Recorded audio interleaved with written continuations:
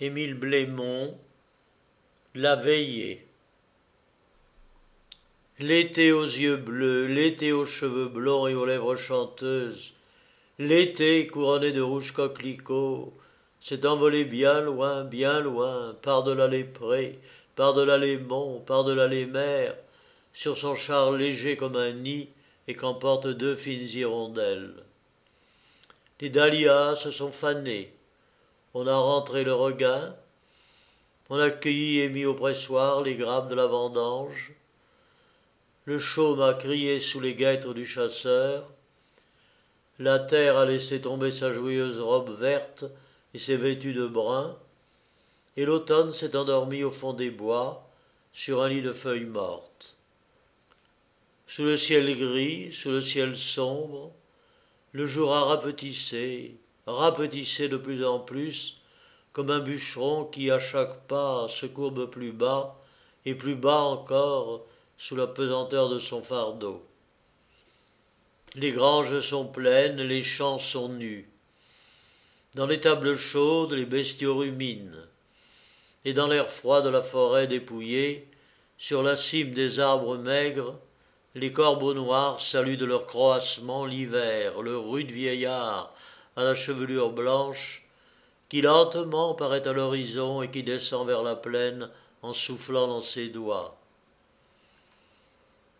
C'est le temps des longues veillées. La vallée est blanche de neige, la vallée est blanche comme une tombe. La nuit, cette immense chauve-souris, s'en va plus tard et revient plus tôt. Elle étend ses ailes sur la campagne, et il semble que ses grandes et lourdes ailes d'ombre soient devenues plus larges et plus épaisses. La flamme voltige, rite et bavarde sur les fagots secs. C'est la saison du foyer, et voici le soir venu. La lampe s'allume, les ombres dansent sur les murailles. Quoique la saison soit dure, les hommes se sont levés de bonne heure et toute la journée, ils ont travaillé dans la grange, dans le grenier, dans la petite cour du fond. Ils ont soupé, ils se sont couchés là. Dans la chambre de derrière, les femmes se sont assises en rond. Des voisines sont arrivées, et on cause à la lueur de la lampe rougeâtre et fumeuse. Les grands-mères racontent des histoires.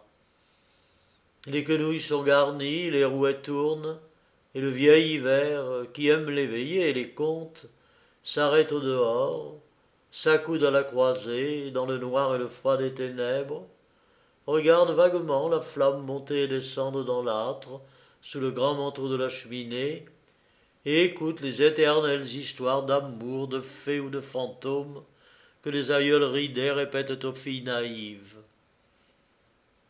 Les histoires sont douces parfois, et parfois terribles. On rit et l'on a peur, et l'on est heureuse de rire et l'on est contente d'avoir peur. Les fillettes expérimentées écoutent avidement comment il faut faire à la Noël pour savoir si on sera marié dans l'année, et comment il faut faire à Pâques fleuries pour savoir avec qui l'on sera marié. Il vient un silence, le souvenir tisonne le cœur à moitié refroidi des pauvres vieilles, et l'espérance chatouille et fait rougir les vierges potelées. La Jeannette ou la Gothon ouvre un vieux paroissien et lit un chapitre de la Passion de notre Seigneur Jésus-Christ. Puis les histoires reprennent. C'est la belle aux cheveux d'or ou le bonhomme misère. C'est le fantôme blanc du château des Aigues ou la fée Coloquinte. Une voix fraîche demande ce que c'est qu'un gnome, et le grillon chante dans un coin, et une voix chevrotante ajoute que le grillon est fée et que le grillon est peut-être un gnome. Lisa prétend qu'elle aime mieux les sylphes. La mère Miche dit qu'elle a vu jadis des farfadets quand elle était enceinte de son fils Jean, qui a été amputé et a péri pendant la guerre contre les Prussiens. La guerre, on parle alors de la guerre et des trahisons, des généraux et des petits mobiles qui sont morts de froid à Paris ou dans les montagnes de l'Est. On parle de la rançon, de la revanche. On cite des noms, on maudit les méchants, et l'on bénit les bonnes gens de Suisse qui ont si bien accueilli et si bien soigné nos pauvres soldats en déroute. La mère Miche dit que les malheurs ont été pires qu'en 1814, et que si l'on avait encore pareille infortune, oh, le pays ne s'en relèverait pas. Une bête s'éveille et mugit dans l'étable. Une fille sort et va voir. On se tait. Denise fredonne, Lisa lui dit de chanter, et elle chante tout en filant un beau cantique de première communion. On lui demande alors une chanson gaie. « Mais n'en sais pas, dit-elle. Et celle que René t'a apprise, lui insinue tout bas la petite Aline. Denise rougit, mais reste muette. C'est sa grand-tante Ursule, une grand-tante de 90 ans, qui lui souffle.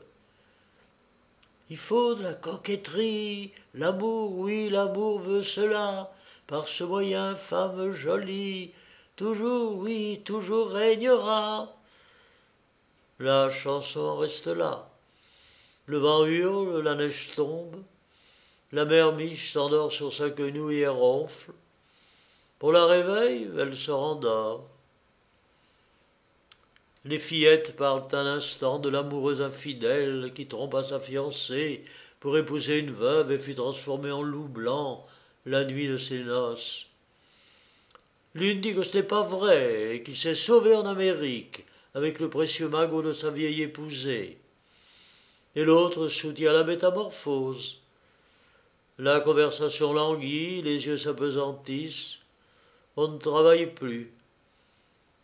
On se rapproche, on dit du mal de la femme du meunier qui a jeté un charme à 2 garçons du village. Sur ce, 10 heures sonnent. Déjà 10 heures, maman, réveillez-vous et allons nous mettre au lit. On se lève, on tourne, on range, les voisines partent, la fermière et ses 2 filles restent seules.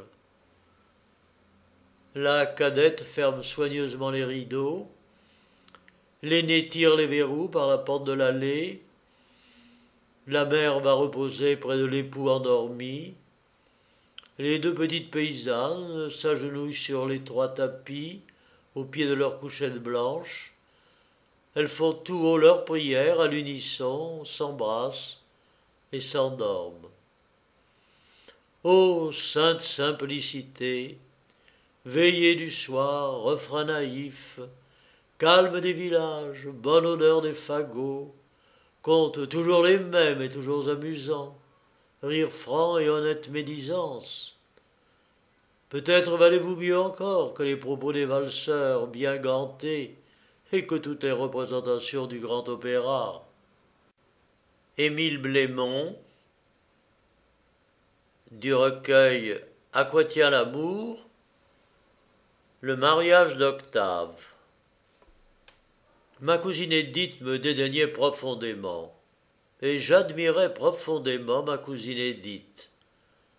Et certes, nous méritions bien, elle, cette profonde admiration, et moi, ce profond dédain. Portrait de ma cousine, mignonne à ressusciter Ronsard, pas plus grande que Cendrillon, mais princesse jusqu'au bout des doigts, avec des yeux d'un brun doré et un tout petit front de déesse, autour duquel ondulaient, flottaient, volaient de légers cheveux blonds plus aériens que les spirales de fumée d'une cigarette orientale. Ma cousine savait merveilleusement s'habiller. Sa biche lui était aussi personnelle que l'éclat de son regard et le rayonnement de son sourire. Et sous ses toilettes les plus simples ou les plus splendides, elle s'épanouissait aussi naturellement qu'une noble fleur parmi sa frondaison capricieuse. Telle était ma belle cousine, qui me dédaignait non sans raison. Moi, ouf, figurez-vous un grand diable, très ébouriffé, ni laid ni joli, habillé par le tailleur paternel, à peine sorti de l'âge bête, moitié étudiant, moitié homme, parisien de la rive gauche, avide de toute science, de tout plaisir, dévergondé au cabaret, n'osant pas parler à une jeune fille dans un salon. J'idolâtrais follement, frénétiquement, sottement les femmes en général et en particulier ma cousine Édith. Et comme tous ceux qui idolâtrent follement, frénétiquement, sottement les femmes en général et leurs cousines en particulier, j'étais aussi malheureux que maladroit en amour. Les femmes n'aiment guère que les hommes qui commencent par s'aimer eux-mêmes. Il faut leur donner l'exemple. Pour ma part, je manquais totalement de cette confiance imperturbable qui fascine les faibles et les ignorants. Puis je ne savais ni bostonner, ni chanter au piano, ni inventer une charade, ni organiser de petits jeux innocents. Une fois, dans un bal, en voulant prendre avec les dents, à cloche-pied, une figure de cotillon m'en imposait, hélas, un sac de bonbons posé sur un tabouret, il m'était arrivé de glisser, de tomber lourdement de tout mon long aux pieds de ma cousine. Jadis, mon oncle avait vaguement parlé d'un mariage possible entre elle et moi. Ma tante avait souri, mais Élisdith avait fait la moue. Je ne lui inspirais décidément que de la pitié. Oh, je ne l'ignorais pas. J'en vins à me dire, oh, mon bon ami, ta belle cousine n'est point faite pour toi. Et je me mis à travailler, à m'amuser, comme travaillent et s'amusent les écoliers parisiens. Je n'étais malheureux que de loin en loin, et j'avais pour me consoler d'assez nombreux camarades des deux sexes. Je finis réellement, j'en demande pardon aux personnes sentimentales, par ne plus trop penser à ma cousine. Ça n'est ni cœur ni chair, ces petites créatures-là, m'écriai-je, c'est tout taffetas. Le jour, les mois passèrent. J'obtins mon dernier diplôme. Je pris des vacances, je voyageai. Je revins me faire inscrire comme avocat stagiaire au palais de justice. Et ma cousine Édith devenait de plus en plus adorable et de plus en plus hautaine. Mais je ne pensais plus du tout à elle. Cela ne m'empêchait pas d'aller régulièrement en bon neveu voir mon oncle et dîner chez ma tante. Mon oncle me battait au billard, ma tante m'humiliait au whist. Et j'étais bien vu dans la maison, sauf par la princesse tout taffetas, par cette inaccessible Édith. En voyage à Genève, dans une pension bourgeoise du quai des Eaux Vives, fréquentée par les touristes de toutes les nations, j'avais fait la connaissance d'un jeune Athénien répondant au nom sonore de Philippe Sébastopoulos et passant pour archimillionnaire. Ce grand gaillard brun, à la barbe touffue, à la taille athlétique, à la physionomie calme et forte, aux yeux très noirs, très doux et paresseusement passionnés, à la voix singulièrement pénétrante, m'avait pris en affection à table d'hôte. Après plusieurs conversations, nous nous étions trouvés du même sentiment et du même avis. Pendant 3 semaines, il m'avait entraîné à travers les monts et les lacs, citant des vers d'Homère et célébrant la beauté des jeunes Anglaises voyageuses. Nous nous étions quittés excellents amis et nous étions retournés, lui à Londres, chez un grand négociant de la cité, son compatriote, et moi à Paris, après avoir changé nos photographies et juré par le Styx de nous écrire toutes les semaines. Je n'avais jamais reçu depuis lors une ligne de lui, et il n'avait jamais reçu un mot de moi. Mais un matin, comme j'ouvrais ma porte pour aller déjeuner, je tombai soudain dans les bras de Sébastopoulos. Nous criâmes 7 fois « Hurrah, hurrah !» et je lui dis gravement « Salut, Philippe aux pieds légers, mais par Hercule, sois le bienvenu sous mon toit. Quelle nouvelle m'apportes-tu des charmeresses britanniques ?»« Oh, Octave, elles ne me charment plus, ces grandes filles d'Albion à la poitrine plate et aux pieds kilométriques. Elles sont belles et bêtes comme des dahlias. Vive la France, j'aime à Paris. À Paris? Oui, je suis ici depuis 15 jours et depuis 14, j'idolâtre une créature aussi adorable que peu farouche, qui s'appelle Noémie de Riol. Oh, la fine fleur du panier parisien, une reine du monde où l'on aime vite. Bon, il y a 13 jours au moins que j'aurais dû me présenter ici, mais elle m'a fait perdre la tête. Il a fallu pour me rendre la mémoire que sa petite amie Céline Orange vint tout à l'heure s'inviter à passer la journée avec nous, ayant à se distraire de je ne sais quel chagrin d'amour. Va chercher un ami, m'a dit Noémie aussitôt. J'aime pas avoir un cavalier pour deux. Alors j'ai songé à toi et me voilà. Allez, tu viens déjeuner sans façon? Ce jour-là, justement, j'avais toutes sortes d'affaires très sérieuses. Je n'en trouvais que plus de charme à accepter cette invitation dépouillée d'artifice. On déjeuna chez Noémie. On se grisa légèrement. Au dessert, Céline s'épancha dans mon sein. Noémie me reprocha de ne pas être assez consolant. Que de vins affectueux. Ah, trop affectueux, objecta alors Noémie. Elle fit atteler, et fouette cocher, oh, le beau cocher à fourrure. À la place de Stepanosopoulos, j'aurais été jaloux. Les roues tournaient, ma tête aussi. L'église de la Madeleine vint majestueusement à notre rencontre, et de chaque côté les maisons défilaient, les passants fourmillaient. Puis les arbres des Champs-Élysées s'ébranlèrent. Puis l'Arc de Triomphe, tel qu'un gigantesque éléphant de pierre, se dressa sur ses hautes jambes massives. Puis les buissons du bois s'agitèrent devant nos chevaux. Les deux dames bavardaient comme des perruches. Et de temps en temps, à propos de rien, tous les quatre à la fois, nous éclations de rire. Je fumais un Londres exquis. Mais tout à coup, j'eus un soubresaut, et la jeune Céline s'écria « Qu'a-t-il donc? Est-il malade? Le voilà pâle comme la vertu. » Non, je léguais un éblouissement. J'avais été brusquement dégrisé. Notre voiture venait de croiser celle de mon oncle. Ma tante, en chapeau de velours grenat, m'avait jeté un coup d'œil terrible.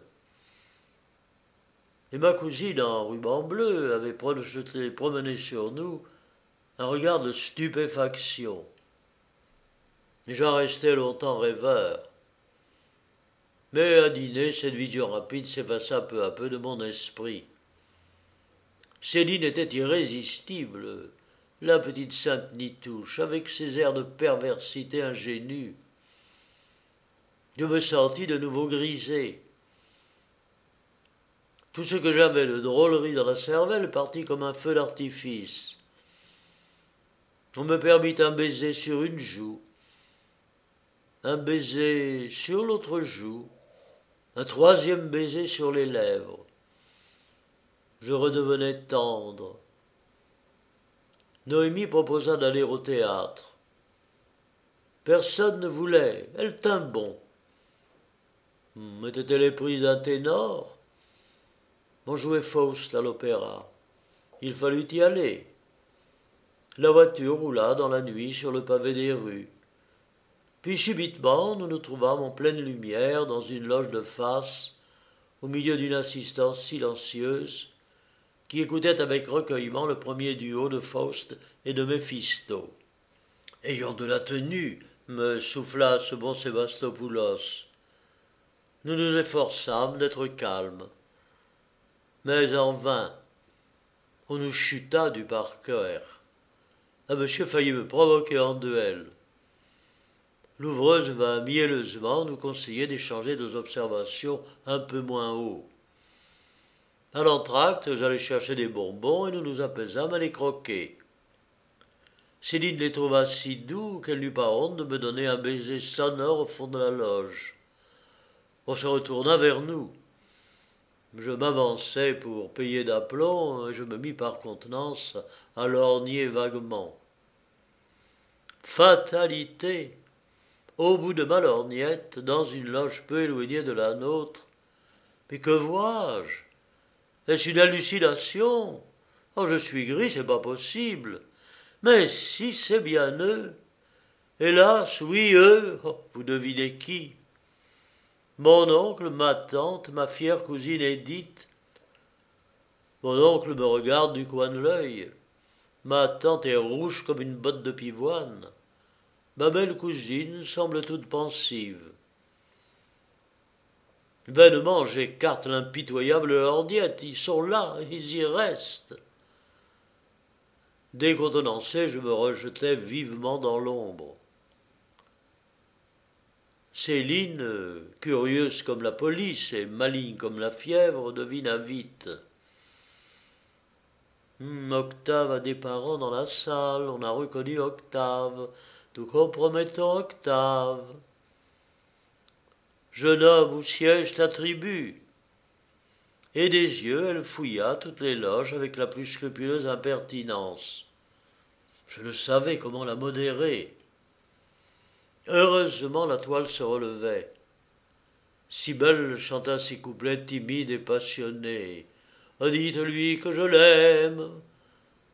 J'avais envie de pleurer. Cette musique m'énervait. Il me semblait, chose étonnante, que mon cœur chantait avec Cybèle, non pour Céline, mais pour Édith. Je n'osais la regarder, mais son image me hantait. Et tout l'acte me parut divin de fraîcheur, d'harmonie, de passion. L'entracte suivant fut terrible. On me taquina, on me questionna à outrance. Je voulus filer, impossible.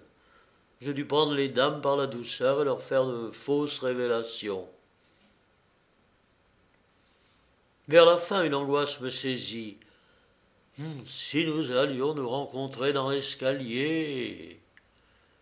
Je fis tout pour éviter ce qui me semblait le comble de l'opprobre, hâtant d'abord le départ, puis le retardant, et après la lorgnette, cherchant des gants que préalablement j'avais fait disparaître dans mes poches. Tout fut inutile. Céline prit mon bras, m'entraîna vers le grand escalier, et je me trouvai nez à nez avec ma belle cousine. J'hésitai une seconde.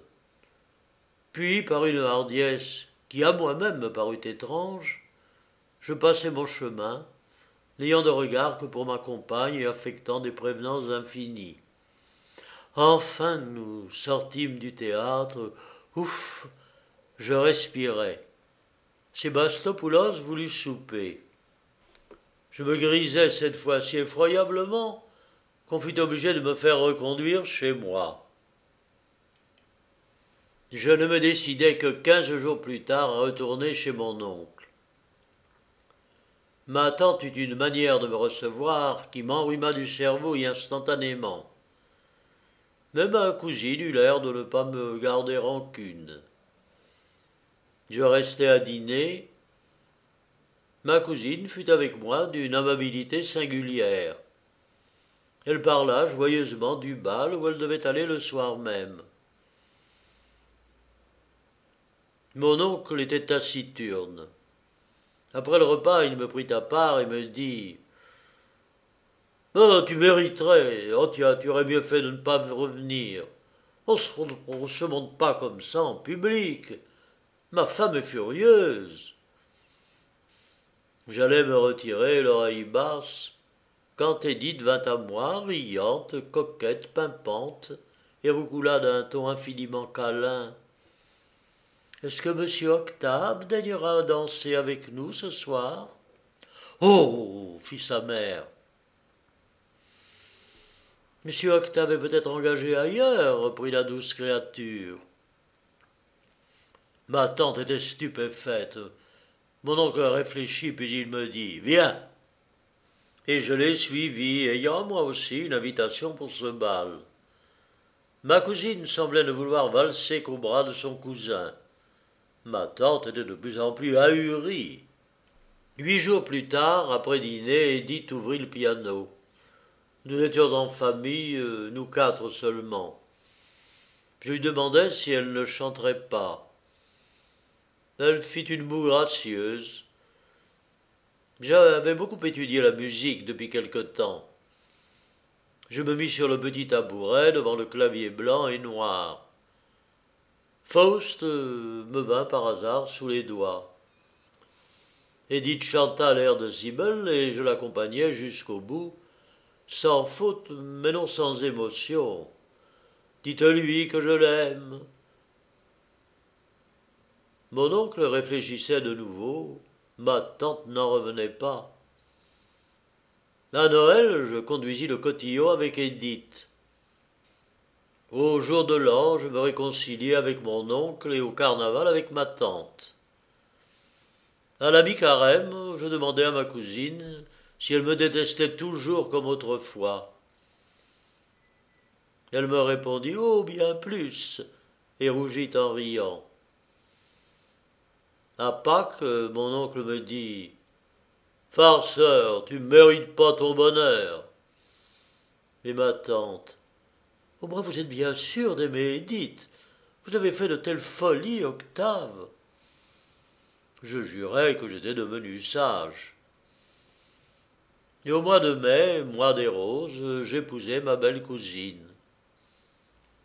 Sébastopoulos est secrétaire d'ambassade à Rome. Noémie joue la comédie sur je ne sais plus quelle scène subventionnée. Et Céline Orange est duchesse de la main gauche. Et la musique de Gounod sera toujours pour moi la plus belle musique du monde. Émile Blémont, la demoiselle du Moulin. Quand les Allemands investirent Paris en 1870, ils occupèrent le bourg de Marfleury sur la petite rivière Livrine à 7 ou 8 lieues de la capitale. La garnison s'y renouvela fréquemment pendant les premiers jours du siège. Au bout de quelque temps, on y laissa à demeure un corps d'occupation peu nombreux, sous les ordres d'un résident civil et d'un lieutenant. Les soldats essayèrent de se familiariser avec les habitants et les habitantes. D'abord ils apprivoisèrent les petits-enfants par leurs caresses et leur apparente bonhomie. Mais ils virent bientôt les enfants même s'écarter d'eux, et, sauf quelques rares exceptions, ils ne rencontrèrent partout qu'un accueil parfaitement glacial. On les voyait errer au bord de l'eau ou sous les grands arbres de la promenade, les pieds symétriquement lourds, le corps roide, la tête droite et carrée sous le casquette de petite tenue, une branche cassée à la main, un cigare noir à la bouche, et dans les yeux une sorte de lente et machinale rêverie. Le lieutenant, jeune homme de famille noble, était sérieux, bien fait, suffisamment instruit, avait des manières distinguées et parlait sans accent notre langue. Il s'ennuyait de cette interminable guerre, écrivait le plus de lettres qu'il pouvait et trouvait encore de nombreux loisirs. Souvent, il prenait un bateau et descendait le cours de l'Ivrine en compagnie d'un sous-officier favori avec lequel il partageait les cigares qui se faisaient adresser. Sur l'Ivrine, il y a un moulin. Le meunier était un gros courteau, tête dans les épaules, cheveux ras et grisonnants, large face, large bouche, teint sanguin sous le hâle, menton empâté, œil à fleur de tête. La famille du meunier se composait simplement de sa femme et de sa fille.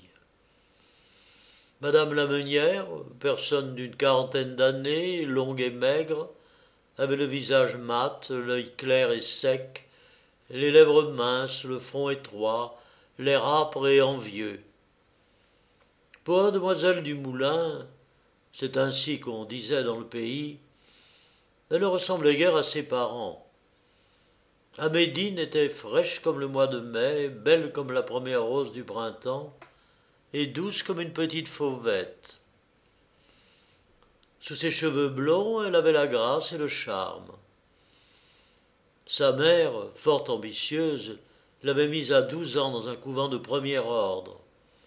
Elle y était restée 3 années, sans apprendre ni oublier beaucoup de choses, et était revenue aussi franche, aussi naïve, aussi simplement belle, mais un peu plus songeuse, régnait comme une petite fée sur l'écume argentée qui sortait de la roue du moulin. Le lieutenant Karl descendit un jour la rivière jusqu'à la prairie du Meunier et vit la jeune fille. Il revint soudain, la revit plusieurs fois, et se sentit bientôt tout à fait épris d'elle.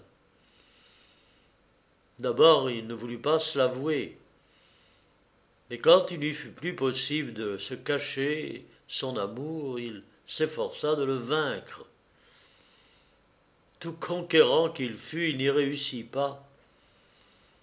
Les petites boulottes qui avaient jusque-là brillé dans sa mémoire pâlirent, s'évanouirent devant les yeux bleus de l'étrangère. C'en était fait. Il était amoureux, profondément amoureux.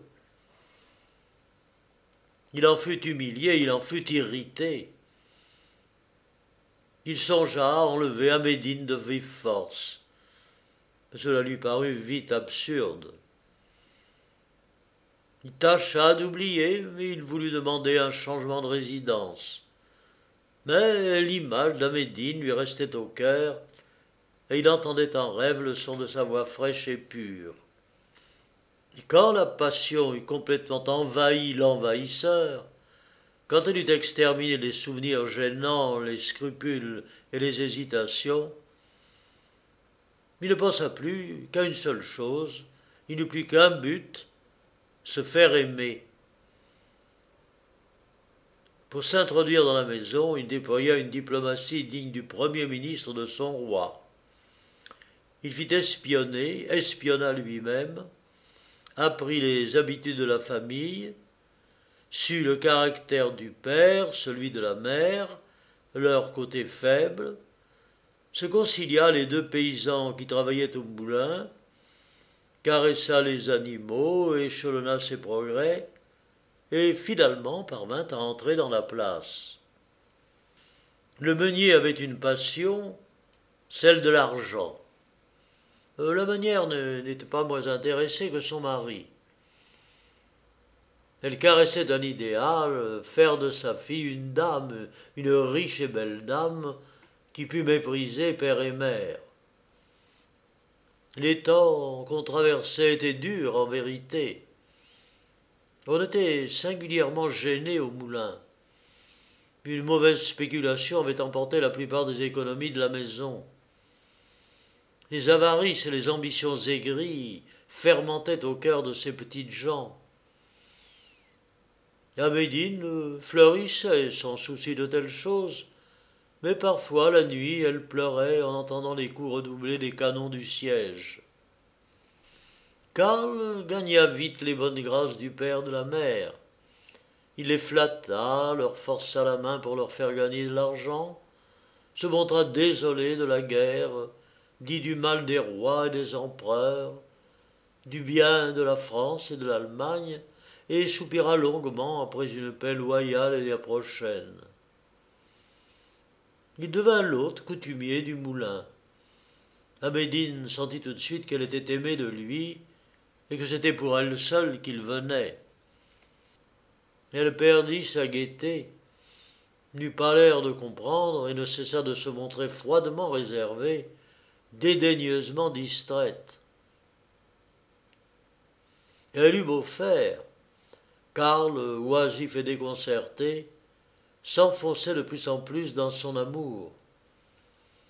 Il avait d'abord songé à un enlèvement, puis à une séduction.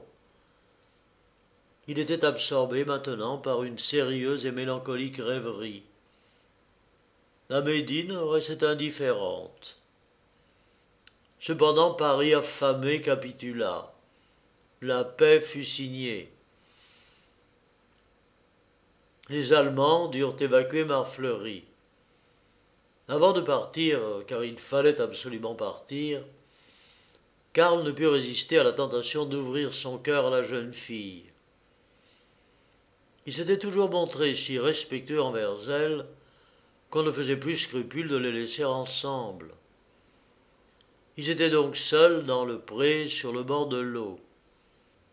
Karl dit « Mademoiselle, nous allons bientôt vous quitter. »« Ah » fit-elle simplement avec une intonation qui signifiait « Plût à Dieu que vous ne fussiez jamais venu. »« J'en suis désespéré, reprit-il après un silence. Désespéré d'être victorieux? Comme vous dites cela, on croirait que c'est moi qui ai déchaîné cette guerre. » Elle ne répliqua rien. « Oh, vous ne nous aimez pas. » Sous un nouveau silence. « Si l'un de nous vous aimait cependant de tout son cœur, de toute son âme, est-ce que vous ne voudriez pas même l'écouter? Si l'un de vous avait ce mauvais goût, il ferait mieux de se taire. Pourtant, il faut que je vous parle. Oh, ne vous éloignez point, craignez-vous de moi? N'entendez-vous pas que ma voix tremble? C'est que je vous aime, oui, le mot est dit, je vous aime. » Elle fit un mouvement d'incrédulité. « Vous ne le croyez pas, vous ne voulez pas le croire. Et là, je quitte demain votre pays. Quand le temps aura commencé à faire oublier les misères de cette lutte funeste, je reviendrai. Je n'aurai plus cet uniforme qui maintenant vous irrite encore. Je vous reverrai si vous le permettez. J'aurai l'assentiment de ma famille et peut-être obtiendrai-je l'assentiment de la vôtre pour vous aimer. Adieu. Pensez à tout cela. Je serais être heureux que par vous, et pour vous je sacrifierai tout ce qu'un honnête homme peut sacrifier à une femme. » Amédine le regardait fixement. Elle ne répondit pas un seul mot. Une rougeur monta au front du jeune homme. Il baissa les yeux, avança un instant sa main comme pour prendre celle d'Amédine et la porter à ses lèvres. Mais il n'osa pas, salua gauchement et partit. Un an après, il revint. Il vit le meunier, la meunière. Il les invita à visiter sa mère qu'il avait amenée à Paris. Sa mère, devenue veuve à 30 ans, était une bonne petite femme, ronde et sentimentale. Elle l'adorait, s'était laissée endoctriner par lui. Karl exposa sa situation de famille et de fortune aux gens du moulin. Cela fait, il leur demanda nettement la main de leur fille, ou du moins l'autorisation de la lui demander à elle-même. Les bonnes gens furent ébahis. Il y avait devant eux un titre et des millions. Un peu revenus de leur ébahissement, ils financèrent. Ils voulurent se consulter leur fille, et promirent une réponse dans un court délai. De retour au moulin, grande conférence entre deux seuls, bien entendu. Ils réussirent à se convaincre mutuellement qu'il n'y avait aucun mal à prendre pour gendre un honnête Prussien, noble, millionnaire, et résolurent de se faire allouer une petite tente pour pouvoir vivre à Paris sans faire honte à leur fille. Mais un reste d'inquiétude les agitait. Que penserait-on dans le pays? Ils allèrent voir le notaire, un vieux renard toujours rasé de frais et pantalonné de noir. Le notaire entra en extase et demanda à rédiger le contrat. Ils allèrent ensuite chez le maire, épicier en gros et usurier en détail. Le maire s'écria, l'histoire entendue. « Mais parbleu, vous avez une sacrée chance. C'est pas mon imbécile d'Oscar, qui pendant sa captivité en Silésie aurait songé à séduire une marquise. Mais en avant les violons !» Le soir, les deux époux bavardèrent fort tard, et la meunière but même un petit coup de cognac dans le verre du meunier. Le lendemain, elle prit Amédine à part. « Le lieutenant Karl est revenu, tu ne sais pas, fillette, il est baron et très riche. Sa mère est venue avec lui à Paris. Vous l'avez vu? Oui, il nous a parlé. Ah, tu devines pas ce qu'il nous a dit? Peut-être. Eh bien voyons, que devines-tu? Ben, il vous a parlé de moi. Mais justement, veut-il toujours m'épouser? Plus que jamais, il demande ta main. Je ne l'épouserai pas, ma mère. Mais comment? Que dis-tu là?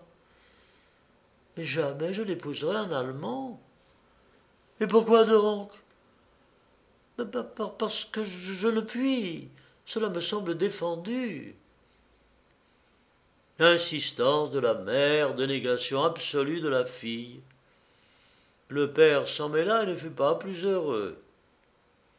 Karl demanda à voir Amédine.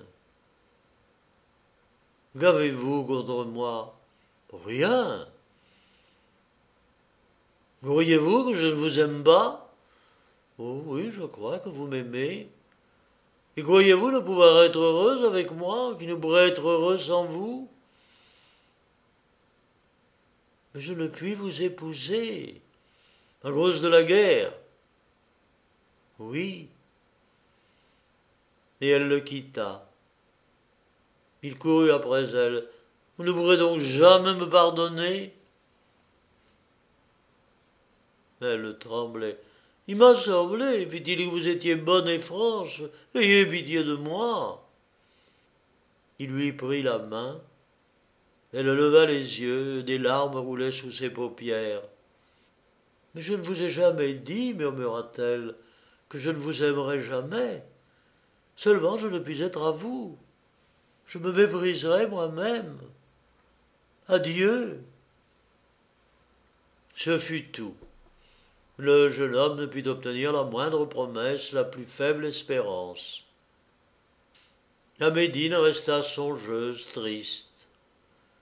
Ses parents, dès lors, ne cessèrent de lui reprocher amèrement ce qu'ils appelaient ses sottises. Elle avait, disait-il, ruiné la famille.